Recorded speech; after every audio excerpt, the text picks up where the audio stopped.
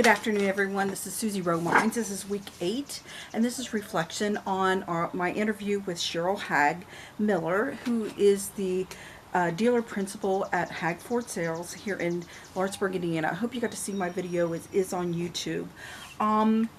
And I admire Cheryl very much. Not only did she take over the family business, but she's very, very active in the communities, takes part in 4-H and different fundraising events, and sits on many committees. And she even talks about how this is very, very good for the reputation of her business.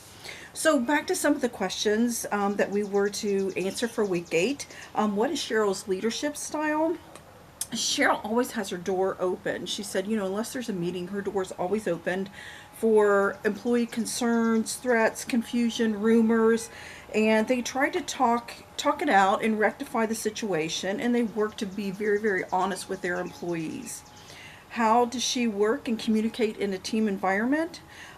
Their departments work on goals, and they are rewarded with bonuses. They also try and have maybe once a month a team meeting. Sometimes if it's nice out, they have a company barbecue outside the dealership, just so everybody can get together, can talk about anything they want to talk to, and just feel comfortable in that situation with managers and leaders.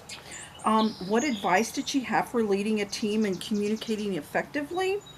She said, in her departments, there's a lot of technical information between service, new ways to do things, body shop information. So it's important that they share news across different departments. We also talked a little bit about emotions and how that plays into management and employees. And she says sometimes there are some things that come up that people get very, very emotional about. And she says that sometimes they listen to everyone involved, and then they take a step back and give it a little time for emotions to die down, and then they kind of revisit the situation, and that allows for them to think more clearly and be more effective in rectifying the situation. How will I apply the course concepts and what I learned from my interview? I learned a lot of things. I think between the concepts of, blue ocean strategy and red ocean traps that Cheryl talked about, I hope you get to see my video. What I learned is that, you might have to focus on competition, but you also need to focus on just being the best manager, the best team, the best corporation that you can be, and be unique and be creative and let other people shine when they can. How will it make me a more effective leader? What I most learned, and I think what I've thought about so much over the years is, if I wanted to start something, or if I wanted to be in charge of a committee, if I wanted to start my own business, I always think I don't have enough tools. I don't know everything. And Cheryl kind of talked about that. She said she has to surround herself with people who either are the experts or can become the expert. So it reminds me of that story in What Great Managers Do, when Michelle Miller invested time into her employee that maybe didn't look the part, maybe didn't have great customer service, but he could shine. And that's what we need to do, is not just develop great successful companies, but develop great people and employees. So in conclusion, I just want to say it was wonderful to interview Cheryl. It was wonderful to be in this class. I learned so much. I had such a great team. Thank you, Group A. I wish I could have been more involved with the other students.